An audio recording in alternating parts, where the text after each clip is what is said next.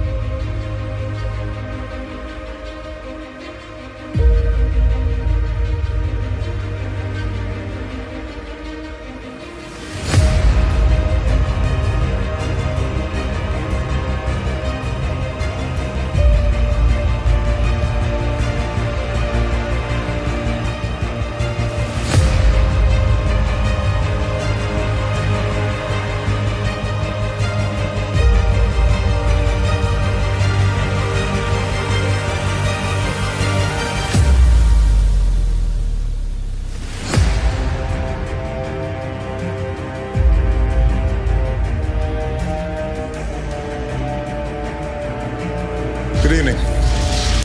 Today I authorized 2 operations in Iraq. Targeted airstrikes to protect our American personnel and a humanitarian effort to help save thousands of Iraqi civilians who are trapped on a mountain without food and water and facing almost certain death. Let me explain the actions we're taking and why. First, I said in June, as the terrorist group ISIL began an advance across Iraq, that the United States would be prepared to take targeted military action in Iraq if and when we determined that the situation required. In recent days, these terrorists have continued to move across Iraq and have neared the city of Erbil, where American diplomats and civilians serve at our consulate, and American military personnel advise Iraqi forces. To stop the advance on Erbil, I've directed our military to take targeted strikes against ISIL terrorist convoys should they move toward the city. We intend to stay vigilant and take action if these terrorist forces threaten our personnel or facilities anywhere in Iraq, including our consulate in Erbil and our embassy in Baghdad.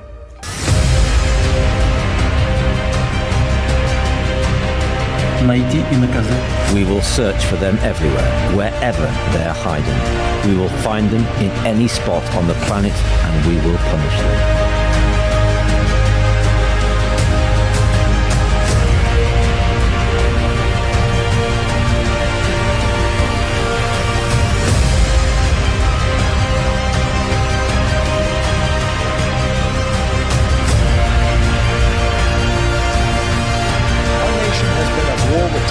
Since Al-Qaeda killed nearly 3,000 Americans on 9/11. In the process, we've hardened our defenses, from airports to financial centers to other critical infrastructure. Intelligence and law enforcement agencies have disrupted countless plots here and overseas and worked around the clock to keep us safe. Our military and counterterrorism professionals have relentlessly pursued terrorist networks overseas, disrupting safe havens in several different countries, killing Osama bin Laden, and decimating Al-Qaeda's leadership.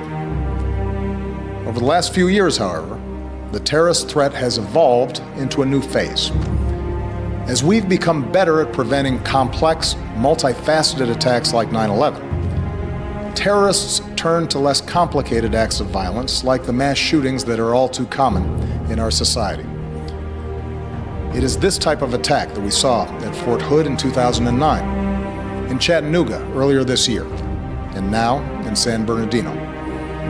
And as groups like ISIL grew stronger amidst the chaos of war in Iraq and then Syria, and as the internet erases the distance between countries, we see growing efforts by terrorists to poison the minds of people like the Boston Marathon bombers and the San Bernardino killers. For 7 years, I have confronted this evolving threat each and every morning in my intelligence briefing. And since the day I took this office, I have authorized U.S. forces to take out terrorists abroad precisely because I know how real the danger is. As Commander-in-Chief, I have no greater responsibility than the security of the American people.